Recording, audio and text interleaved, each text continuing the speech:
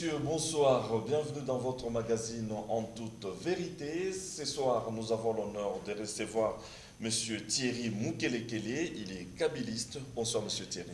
Bonsoir, bonsoir Héritier. Bonsoir. Bonsoir, Héritier Maïla, bonsoir. Bonsoir à tous ceux qui suivent le magazine En toute vérité. Bonsoir également à monsieur Thierry Moukelekele. Avec notre invité, nous allons parler de l'élection des gouverneurs de nouvelles provinces qui ont été découpés récemment selon les lois de la République démocratique du Congo. Nous allons aussi aborder la question liée à la SNCC. Comme vous le savez, mesdames, mesdemoiselles et messieurs, cette société d'État a eu un don des locomotives neuves, don de la Banque mondiale avec la contribution du gouvernement de la République démocratique du Congo. Donc nous allons voir quelles sont les possibilités pour relancer cette société d'État. Monsieur Thierry Moukelekele d'emblée, je l'ai annoncé tout à l'heure. Dernièrement, le vice-premier ministre de l'Intérieur, le professeur Évariste Bochab, a donné un chronogramme et entré à l'élection de gouverneur. Quelques jours après, c'était la CENI qui est venue rectifier pratiquement ce que le professeur Évariste Bochab a donné. Et hier, c'était une surprise pour presque toute la population congolaise de voir la CENI refaire surface pour donner un autre calendrier, réaménager le calendrier, le premier calendrier. On sent un tâtonnement dans ce processus. Bien, tâtonnement, je ne sais pas, je ne pense pas, parce que là, nous sommes dans ce que nous appelons les institutions gouvernementales, et il y a ce qu'on appelle la politique. Évariste Bochab, vous avez dit VPM, vice-premier ministre, représente les institutions. Et quand il doit traiter une question institutionnelle, ça passe par le gouvernement, ça va au Parlement, c'est-à-dire l'Assemblée nationale, le Sénat, et puis ça rentre chez le chef de l'État et on va promulguer, bien entendu par conformité, par le biais de la Cour constitutionnelle. Alors, Évariste Bochab, peut-être sa sortie n'a pas été bonne parce que c'est Bochab. Sur le plan communicationnel, Bochab est déjà teinté d'une manière politique. Mais ce qui est vrai, c'est que la CENI est l'élément technique même du ministère de l'Intérieur qui a en charge l'organisation des élections. La CENI a en charge les techniques des élections. Bien plus, la publication d'un calendrier, mutatis mutandis, c'est une affaire de la CENI. Mais le traitement de ce calendrier-là, politiquement, Bochab a le droit, par deux biais. Il est une institution, et des deux, il est politique. Il s'est saisi d'un moment pour faire ses annonces, quoique il est des institutions. Ça dit qu'il faudrait que les gens fassent un peu la séparation des personnes et des personnalités. Quand la CENI est revenue sur la charge, c'est dans ses prérogatives constitutionnelles. Ça dit qu'il y a, moi, à mon humble avis, je ne vois pas où se trouvent les couacs. Le consommateur doit savoir faire la séparation de ces trois pouvoirs-là, hein, Parlement, gouvernement et la CENI. Mais la CENI n'est pas au-dessus du ministère de l'Intérieur. Ben, le grand problème, parce que le chronogramme de Bochab donc, était tout autre que celui donné récemment par la CENI. Donc on a comme l'impression que Bochab voulait se substituer à la CENI. Non, non. Le ministère de l'Intérieur propose des lois. La CENI, en tant qu'organe technique, discute et voit la faisabilité. Ça dit que la proposition de Bochab a été prise par le technicien. Et le technicien estime que ce que le ministre a donné correspondrait à des insuffisances. Voici. Mais l'opposition, entre guillemets, avait fait le même devoir que Bochab, non? Et puis l'opposition n'était même pas une opposition des institutions de la République. Ce n'était qu'une proposition de l'opposition. Mais Bochab, ce n'est pas un dictat parce que ce n'est pas passé. Lui, en tant que vice-premier ministre de l'Intérieur, il était clair au cours du point de presse. Oui. Telle date, il y aura ça. Telle date, il y aura ça. Mais Donc même l'opposition avait... substitué. Non, même l'opposition en exigeant le calendrier global avait donné même les dates. C'est comme ça que la CENI avait adhéré le 27 novembre, élection, ceci, cela. Mais aujourd'hui, nous tous, nous constatons que... L'opposition, par contre, a soumis sa proposition à la CENI. Bochab n'a pas dicté à la CENI, sinon la CENI aurait pris du Bochab a annoncé à la nation congolaise. Oui, comme l'opposition. Sans consulter la CENI. Oui, mais permettez, il faudrait qu'on se mette d'accord. Oui. Quand il y a une communication, il faut tirer attention avec la personne qui lance la communication. Je vous donne un autre exemple. Nous sommes bloqués, l'opposition pense que le gouvernement veut tricher avec l'Assemblée nationale sur l'histoire de l'article 8 qui faisait mouche le 19, le 20, le 21. Kengo Adondo, voyant cela, il s'est saisi de l'occasion. Il joue en tant que président de son parti politique et président d'une institution. En tant que président de son parti politique, il n'avait pas droit au micro du Parlement pour annoncer qu'il était contre. C'est que l'Assemblée nationale avait fait. Mais vous avez suivi. Ça traînait la poudre pendant 3 semaines. Et Kengo a récupéré sa position politique. Et puis, sur le plan institutionnel, Kengo est allé voir le chef de l'État, Kengo est allé voir Robin Minakou. Il a dit clairement que non. Les institutions suivent les normes institutionnelles. Ce que j'ai dit, c'était en tant que citoyen congolais et président d'une formation politique. Et puis, moi, je suis de l'opposition. Mais il a utilisé quelle tribune? La tribune officielle. Ça dit qu'en politique, il ne faut pas s'accrocher à ce que l'homme politique est en train de dire. Et nous, en tant que communicateurs, nous parlons des déclarations, des discours et des enjeux. Ici, avec vous, nous débattons sur les enjeux de l'heure. Ce que Bochab a dit, c'était une déclaration gouvernementale. C'était un discours qu'il a tenu. Mais aujourd'hui, la CENI recadre. Ce n'est pas Bochab qui reviendrait pour dire que je ne comprends plus comment est-ce que la CENI a agi comme ça. Et la CENI est venue encore recadrer ce qu'elle avait cadré. Et la CENI dit quoi? Nous sommes compétents de modifier le calendrier. Pour terminer leur phrase, moi je dirais que à tout vent. Ça dit que n'importe quand, même ceux qui viennent de donner, la CENI dans son indépendance peut revenir disant que non, nous avons maintenant l'argent, nous remettons les élections fin septembre, nous n'attendons plus octobre. Donc quitte aux animateurs d'être seulement aguerris et d'être prêts pour foncer à tout moment que la CENI va convoquer tout le monde d'aller aux élections. Il ne faudrait pas faire l'amalgame. Est-ce que ce n'est pas fait à dessein, M. Thierry Mukelekele? Nous sommes en politique, je ne peux pas refuser que ça peut être fait à dessein. Nous sommes en politique. Tous les calculs sont bons. En politique, tous les calculs sont bons. Mais pourvu que ça paye. La personne qui publie ces calendriers-là est de l'opposition politique. Monsieur Jean-Pierre, je vous rappelle qu'il est de l'opposition politique. Mais là, il est rapporteur. Il est rapporteur de la CENI.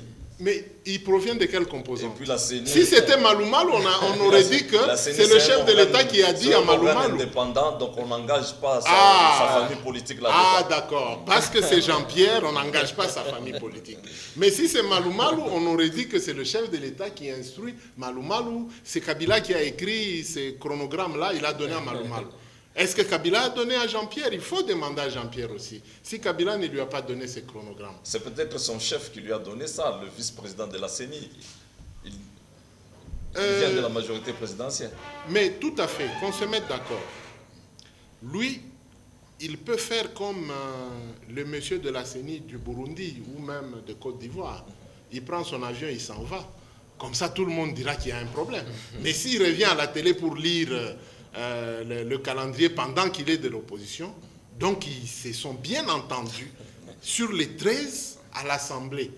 Moi, j'avais déjà l'information Je crois sur l'une des chaînes sœurs, j'avais dit qu'on va réaménager encore ce calendrier.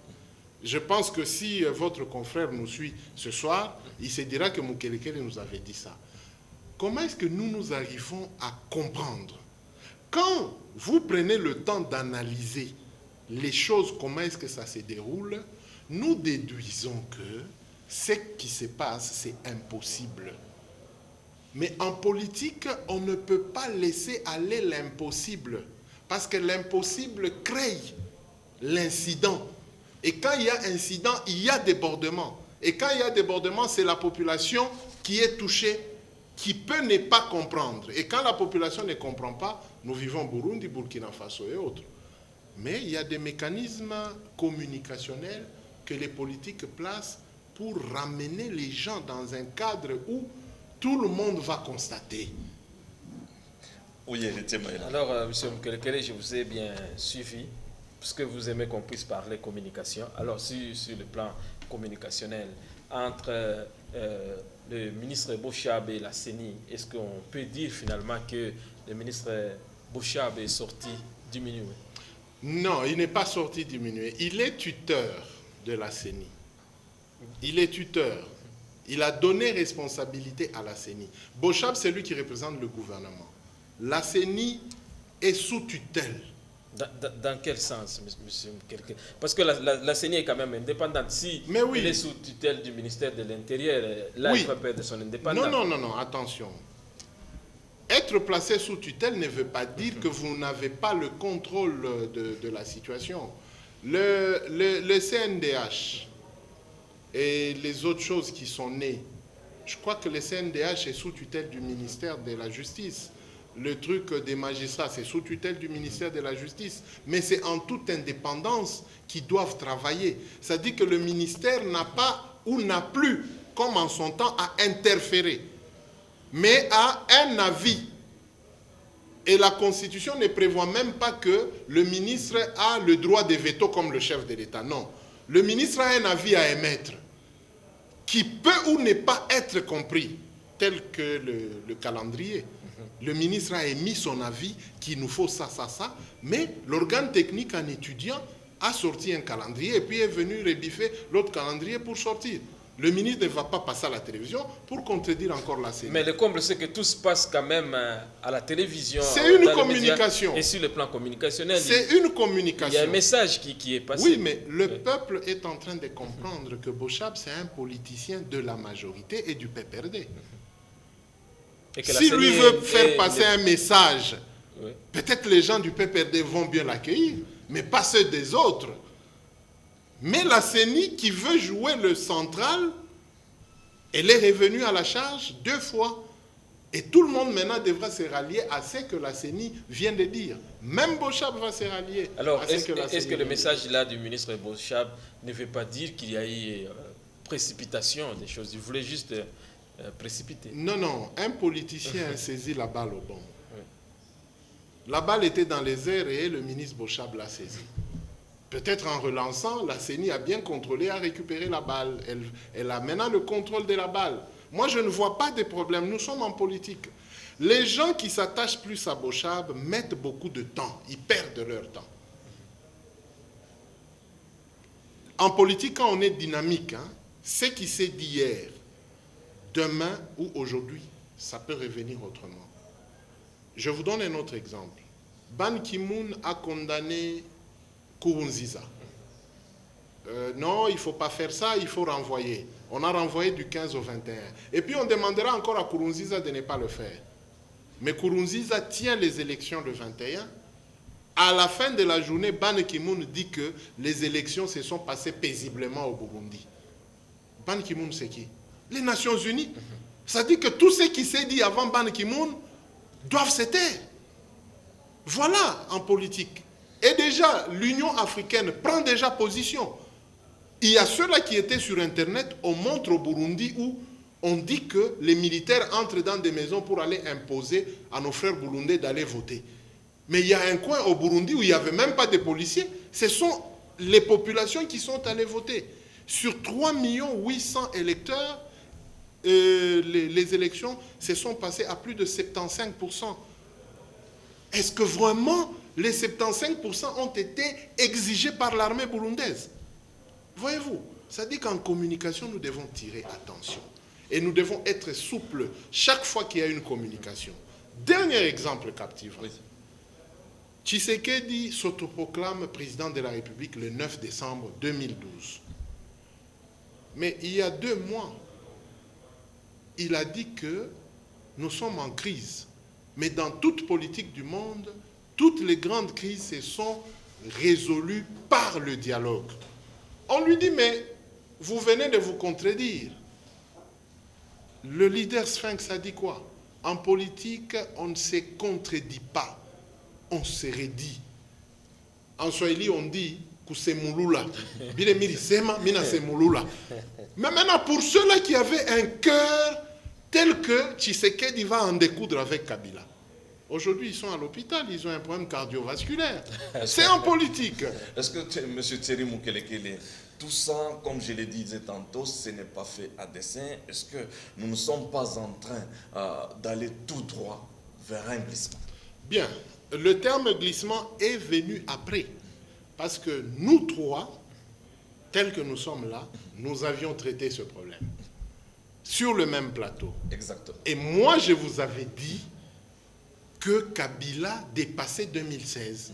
Et je crois que c'est Héritier qui me demandera, vous pensez jusqu'à quand? Et j'ai dit 2025. 25, exactement. Vous vous souvenez? Donc vous tenez à ça. Ce n'est pas que je tiens à ça. Moi, en tant qu'analyste, tous les calculs m'ont amené à 2025 pour avoir des élections où Kabila peut passer le bâton de commandement à X. Même Obama, si vous lui donnez le Congo maintenant, Tshisekedi là-bas, Kabila en face, la conclusion des 3 personnalités diront que non, Kabila continue d'abord et le reste, on va voir ce que ça va advenir. Curieusement, vos idées coïncident avec la CENI qui réaménage à tout bout de champ son calendrier. Même pour élire le gouverneur de province, donc l'électorat est constitué de 30 personnes. Je pense que vous foncez vraiment Kabila. Vous voulez vraiment qu'on ouvre le ventre du boa. Ok, écoutez, le glissement est inévitable. Le glissement est inévitable. N'en déplaise à quiconque. Pourquoi je dis que le glissement est inévitable? Regardez, il y a de cela plusieurs mois qu'on a tourné cette émission-là. Il nous restait plus de 600 jours pour convoquer les élections présidentielles. Mais aujourd'hui, nous sommes le 29 juillet 2015. Au 29 juillet 2016, ça fera 365 jours. Or, les élections sont convoquées 90 jours avant la fin du mandat du chef de l'État. C'est-à-dire au plus tard le 27 septembre 2016. Il faut convoquer ces élections-là. Mais si vous prenez 365 jours, plus 60 jours, c'est-à-dire juillet, septembre, c'est 60 jours, moins 2 jours, parce qu'aujourd'hui nous sommes le 29, ça fait 58 jours. Vous faites 58 jours plus 365 jours. Ça nous fait moins de 420 jours si je m'en abuse. Est-ce que de vous à moi ou de ceux-là qui nous suivent, dans 400 jours, le Congo pourrait-il convoquer, organiser et tenir les élections présidentielles? Même si on annulait toutes les élections, est-ce que dans 400 jours, nous pouvons faire cet exercice-là? Mais qu'est-ce qui va empêcher finalement? 400 jours, c'est... Ce qui va empêcher, c'est que personne n'est prêt pour aller à ces élections-là dans les 400 jours. Comment ça? Donnez-moi quel politicien qui est prêt aujourd'hui qui parle des élections de 2016. Non, mais on a organisé les élections en 2006, on a organisé en 2011. Les mêmes candidats peuvent encore se représenter. Vous avez raison. Ça, c'est un canevas qui existe. Et nous avons même des dates. Moi, je vous dis, vous êtes journaliste. Citez-moi un seul nom d'un Congolais qui est prêt d'aller à la présidentielle dans 400 jours. Sur 2 millions de kilomètres carrés. L'opposition qui n'a pas voulu aller aux consultations organisées par le chef de l'État tient à la tenue des élections en 2016. L'opposition tient à ce que le chef de l'État dise que je ne vais pas me présenter. C'est ça le combat de l'opposition. L'opposition ne tient pas aux élections. L'opposition ne veut même pas des élections aussi longtemps que Kabila n'a pas encore dit « je ne veux pas me présenter ». Mais Kabila ne peut pas se présenter parce que la Constitution lui interdit. Mais l'opposition insiste qu'il parle d'abord pour qu'un candidat se dessine. Est-ce qu'à l'UDPS, ils ont un candidat président? Est-ce qu'à l'UNC, ils ont un candidat président? Au MLC, il y a un candidat président. Mais ça, c'est grave, ce que vous dites là. De tous les jours ici, ils disent qu'ils ont... Quel est le candidat? Ils ont des candidats, leur président, les présidents de chaque parti politique. Non, à l'UDPS, il y a quel candidat? Il y a le président Tshisekedi. Non, le président Tshisekedi est président depuis le 9 décembre 2012. Il n'a pas encore déclaré qu'il va se représenter. Vous avez suivi une autre déclaration? Kamere s'est déjà déclaré candidat président en 2016. C'est au cours du congrès que ça va se faire, je m'imagine. Mais alors, c'est ce que je vous dis. Soyons quand même dans la même logique. Ça dit qu'il n'y a personne qui prépare les élections de 2016. Tout le monde se bat à faire dire à Kabila ce que la Constitution a déjà dit. C'est pourquoi le vieux Tchichi a dit que le problème du Congolais, c'est Kabila. Pour aller à Addis Abeba, c'est résoudre la question Kabila. Ça veut dire quoi concrètement? Mais il faut poser la question à l'UDPS. Mais moi, en tant qu'analyste, si vous constituez mon problème, ça dit que c'est à moi de trouver la solution. Ce n'est pas encore à vous de trouver la solution. Donc attendons que l'UDPS trouve la solution aux Congolais du problème qui est Kabila. Ça va nous prendre combien de temps? Point d'interrogation. C'est à l'UDPS de donner le calendrier et le canevas, de résoudre la question Kabila. Voilà là où les gens se retrouvent bloqués. Et c'est comme ça que l'autre fois, sur le même plateau, je vous avais dit, la pièce maîtresse du glissement, c'est l'UDPS, c'est Tshisekedi.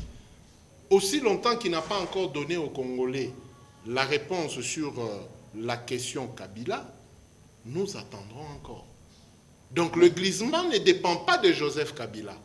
Même si aujourd'hui, nous arrivons à les convaincre que non, Monsieur le Président, parlez seulement... Vous voulez dire, pour que la CENI puisse organiser les élections, donc il faut... Que la politique se mette d'accord. Ça veut dire quoi? Que Tshisekedi puisse donner le cutus. Parce que c'est lui qui détient... Vous n'arrivez pas à percevoir que c'est Tshisekedi qui détient le cutus du déblocage de la politique. Dans l'entretemps, on peut aller jusqu'en 2025. Mais si Tshisekedi n'a pas dénoué, on continue. Mais non, M. Thierry Moulekele, vous voulez prendre autrement la population en otage? Non, il faut demander à l'UDPS. Il faut demander à l'UDPS. L'UDPS est clair. La problématique en République démocratique du Congo, c'est hold-up électoral de 2011. Allons maintenant dans la logique juridique et simple. Kabila, le Saint-Esprit arrive chez lui, lui communique que vous devez demander pardon parce que vous avez triché. Kabila ayant peur du Saint-Esprit, il passe à la télé. Chers Congolais, j'avais triché en 2011, je n'avais pas gagné. La conséquence juridique, c'est quoi? La Cour constitutionnelle s'est saisie du dossier et impute à M. Kabila pour, comment on appelle, le terme m'échappe, ça revient, on accuse Kabila pour haute trahison. Ok? Kabila devra comparaître. En comparaissant, on va retrouver dans les traces le nom de Tshisekedi, qui se plaignait déjà. Une fois que Tshisekedi va comparaître avec Kabila là-bas, si jamais Tshisekedi gagne, ça dit que les élections ont été trichées. Quelle est la conséquence logique? On arrête Kabila et on annule les élections. Ça dit que Tshisekedi ne sera jamais président. Et on regarde la Constitution, on élève Kengo au rang du président et il organise les élections dans les 3 mois. C'est ce que dit la Constitution. Allons dans l'autre logique encore. On va là-bas, Tshisekedi ne démontre pas que Kabila avait triché et tout et tout. Mais du fait que ces élections-là ont posé problème, la Cour constitutionnelle devra encore annuler ces élections-là. En annulant ces élections et que Kabila n'avait pas triché, quelle est la conséquence? Kabila reste président. Et nous sommes en quelle année? En 2015. Et pendant le procès, Le jour où on va disculper Kabila, nous serons en quelle année? En 2016, 17, 18, 19, 20. Donc on aura beau perdre le temps, Kabila est toujours président. Si ce n'est pas Kabila, c'est Kengo, mais ça ne sera jamais Tshisekedi dans le cadre actuel. Alors il ne faut pas continuer à endormir le peuple que vous aurez eu le vol de vos voix et que vous ne les poursuivez toujours pas, et puis à la fin quoi? Non. Est-ce que vous n'êtes pas en train de dire à la population que l'UDPS, avec en tête Etienne Tshisekedi, c'est déjà coalisé peut-être dans l'ombre avec la majorité présidentielle pour flouer l'autre partie de l'opposition? Vous êtes journaliste. Moi, je suis analyste. Non, vous allez entendre vos propos. Non, ça c'est vous le journaliste qui venez d'ouvrir encore une brèche. Mais moi, j'analyse. Je vous ai amené même sur le plan du droit. Allons même sur le plan de l'arbre de la palabre, qui est le dialogue.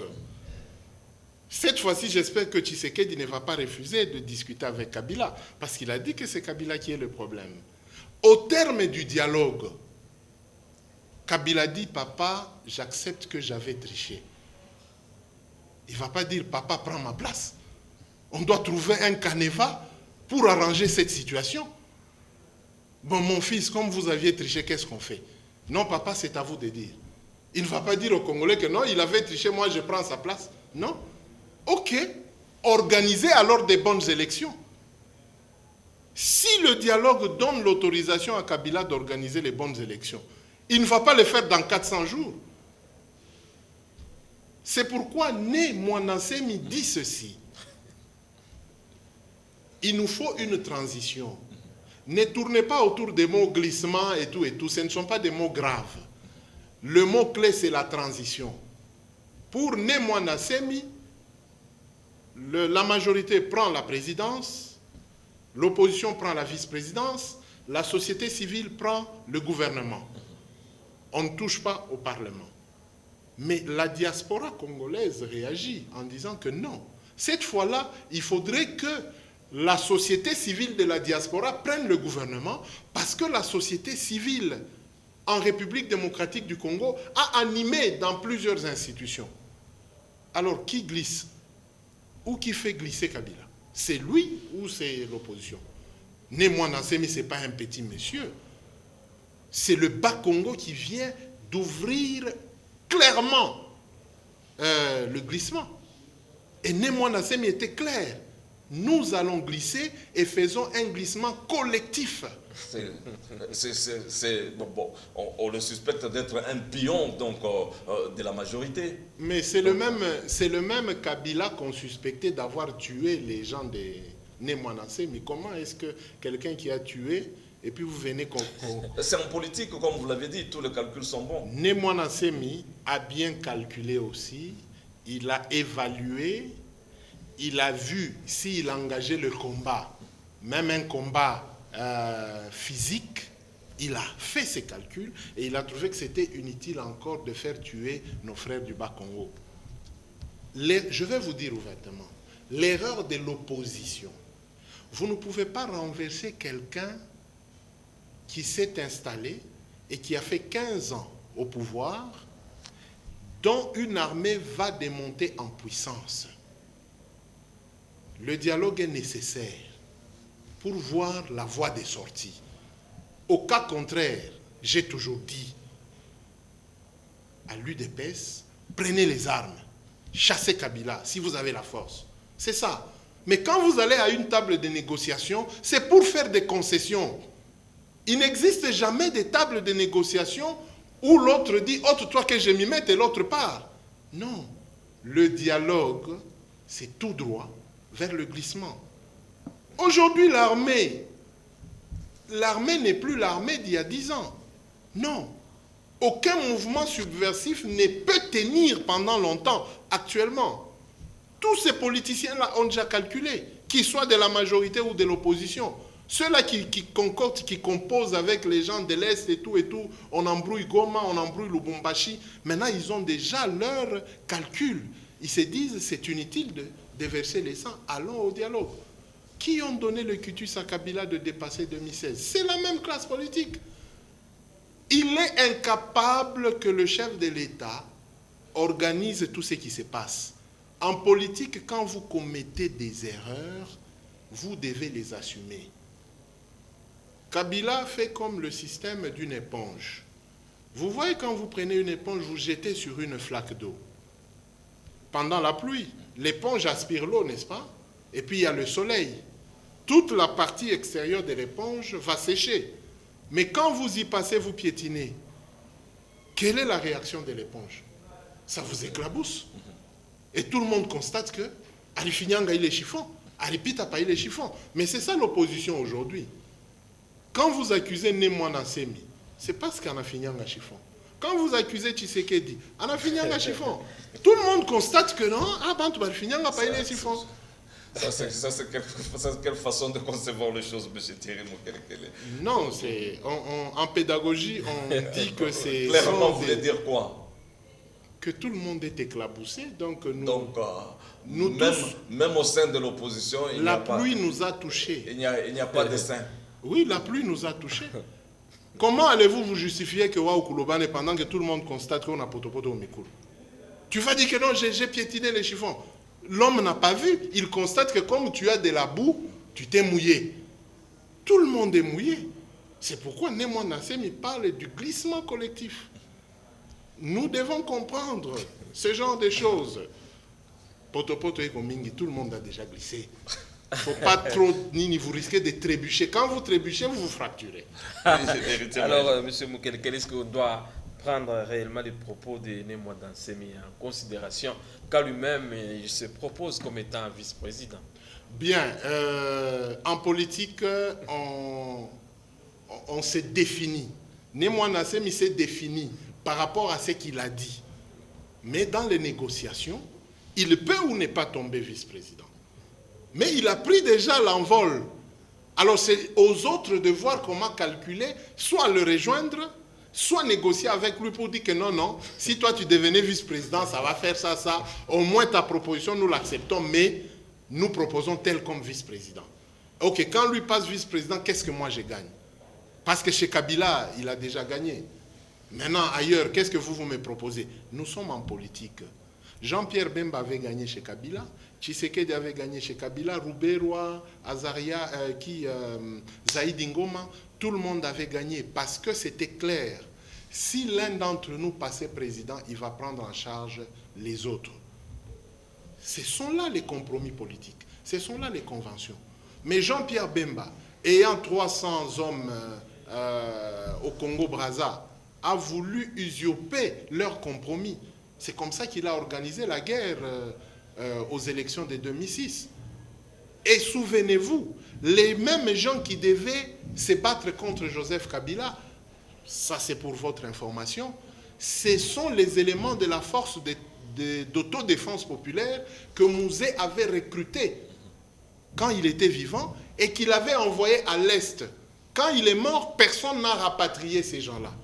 Kagame les a récupérés et Jean-Pierre Bemba les a rachetés chez Kagame. Ce sont des Katangais qui voulaient attaquer Kinshasa, qui attaquaient Kinshasa en 2006. Vous comprenez la politique?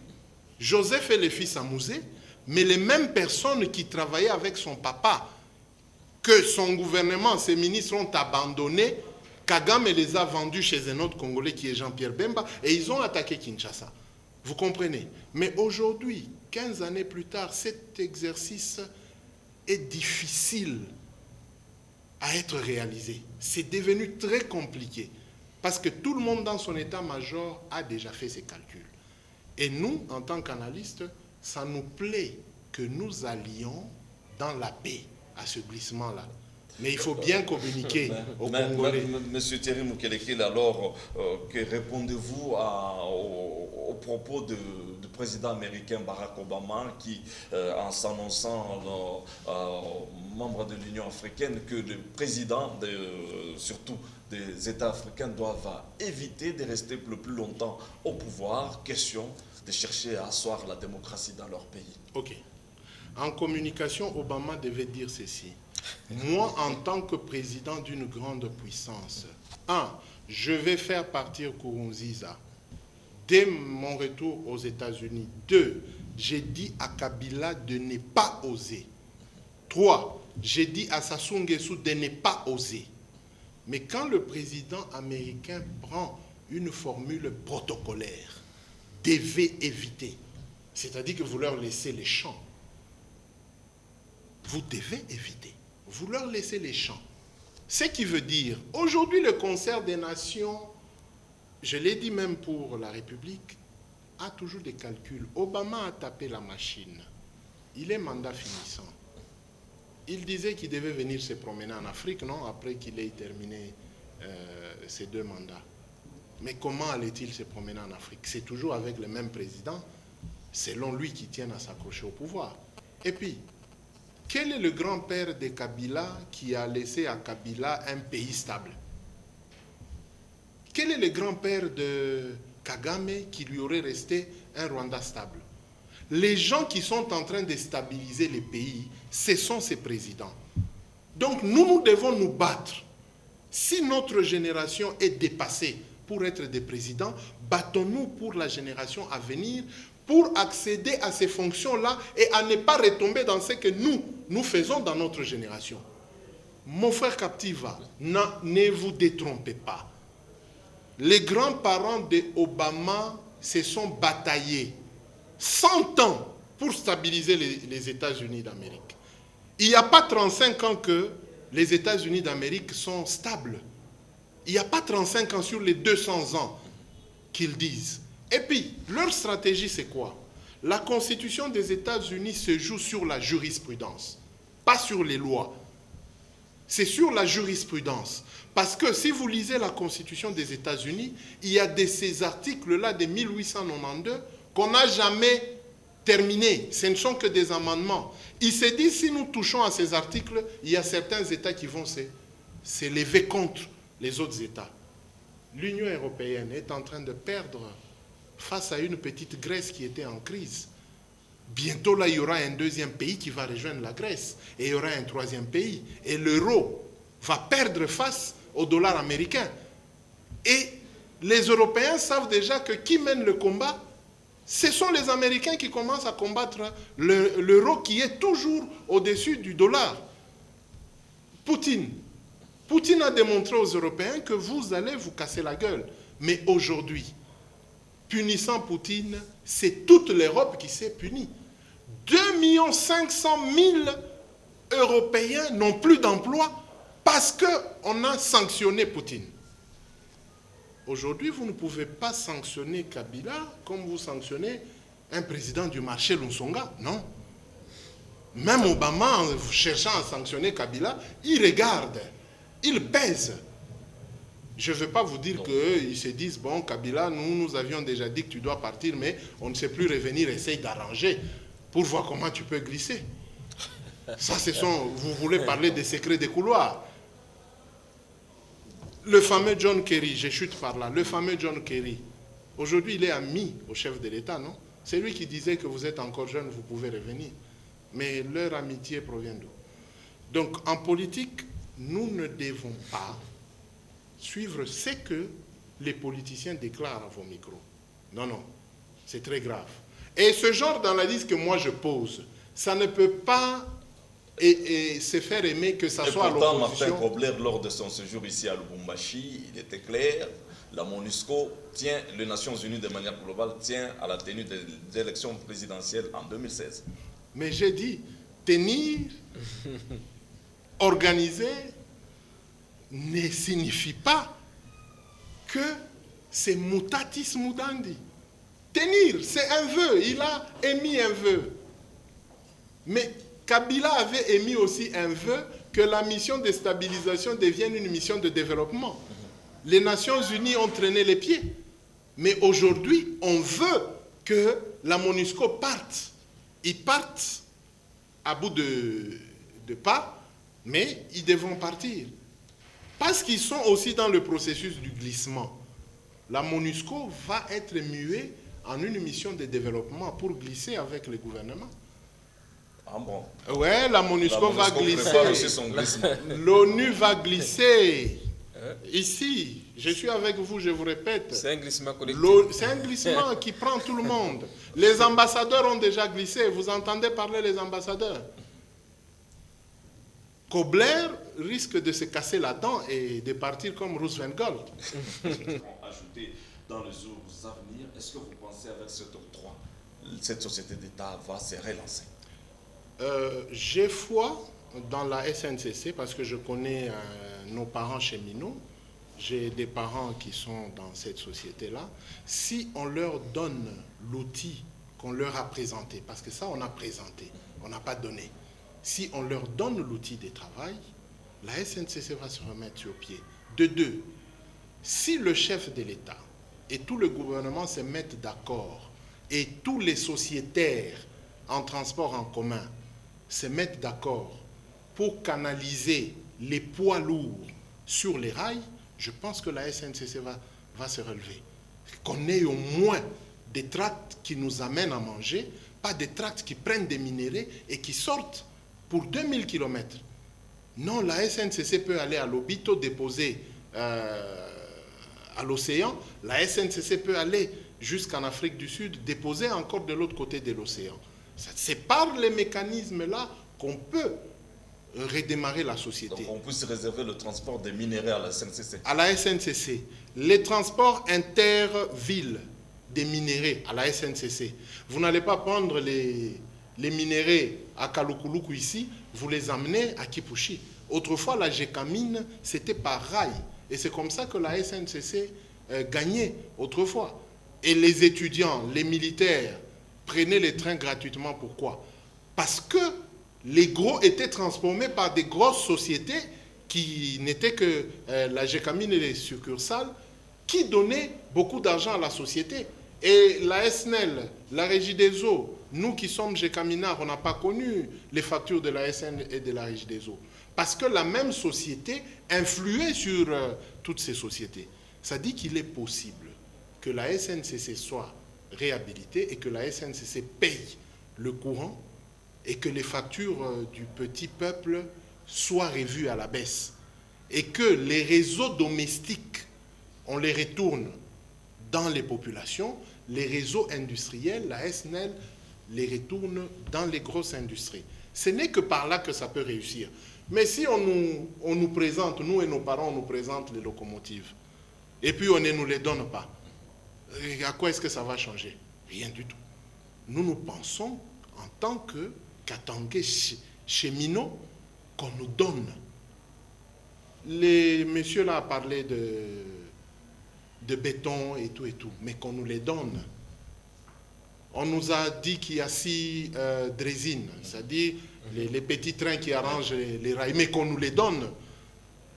Qu'on vous le donne, ça veut dire quoi? Ça veut dire ce qu'on a inauguré ou ce qu'on a présenté officiellement, d'après vous, ça n'appartient pas. Que mon père détienne ça, qu'on lui donne la manette de commande. Ça se trouve dans les installations de la SNCC. C'est dans nos installations, mais nous ne les détenons pas. C'est ce que je vous dis. Qu'on nous donne l'acquisition. Il parle de dons. Il ne parle pas d'acquisition, mais donner. C'est nos parents qui doivent gérer. Et il faudrait que le syndicaliste de la SNCC se batte maintenant pour recevoir ces locomotives-là afin que la société survive. Si on vient, on présente seulement au chef de l'État que ça appartient à la SNCC et puis après on continue à faire ce qu'on a toujours fait d'habitude, c'est toujours le même président qui aura des problèmes avec les cheminots. Les 18 locomotives, c'est pimpant neuve. C'est les Chinois qui ont fait, qui ont travaillé, qui ont mis, c'est réel. En Swahili, on dit Nibitu Biasasa. Mais qu'on nous remette ça. Nos parents, les cheminots, qu'ils prennent ça. Parce que c'est eux qui connaissent le circuit. C'est là où personne dans le discours n'a élucidé ça. Que cette histoire appartient aux cheminots. Personne n'a élucidé ça. C'est pourquoi j'éveille l'attention des syndicalistes de la SNCC. On devra nous parachuter des gens qui viennent de n'importe où pour venir encore gérer ces choses-là.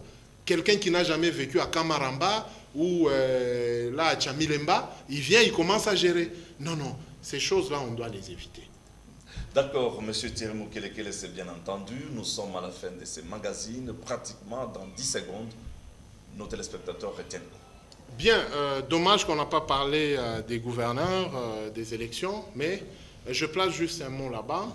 Moi, je souhaite que on dissoude l'esprit tribal dans ces élections locales, parce que ça va nous amener à une situation qu'on ne va pas maîtriser. Il faudrait que les partis politiques voient. Il n'y a personne qui doit rentrer chez lui pour devenir gouverneur. Ce sont des Congolais qui postulent sur l'étendue du territoire national pour être des gouverneurs. Mais l'attitude aujourd'hui, partout dans les nouvelles provinces, tout le monde pense revenir ou aller chez lui postuler. Non, non, ça ne présente pas de bonnes augures. La majorité présidentielle doit tirer attention. L'opposition politique aussi a aligné des futurs candidats selon ce critère-là. Et nous, en tant qu'analystes, nous disons que ça montre un mauvais présage. Pour que nous réussissions à aller dans la paix dans ces élections-là, on doit bannir le tribalisme. Et pour le reste, je pense que les Congolais doivent comprendre. Je ne suis pas venu imposer le glissement. Je suis venu faire comprendre aux gens que le glissement est inévitable. Il ne faudrait pas que les politiciens, par rapport à leur position et leurs ambitions, vous amènent dans un schéma où nous devons redescendre ou retomber dans des guerres interminables. Et puis après, Nkurunziza est toujours président de la République. Merci bien, M. Terry Mukelekele. Je rappelle à nos téléspectateurs que vous êtes kabylyste, héritier Maïla, fin de ce magazine. J'ai dit merci à tous ceux qui nous ont suivis ce soir. Également, merci à M. Mukelekele pour sa participation dans ce magazine. Don Lunda était à la régie finale, au cadrage Jérémy Kazadi, réalisation Jean-Luc Malumba, programmation Patrick Adonis Numbi. Nous allons nous retrouver à la prochaine. Restez en compagnie de nos programmes. Au revoir.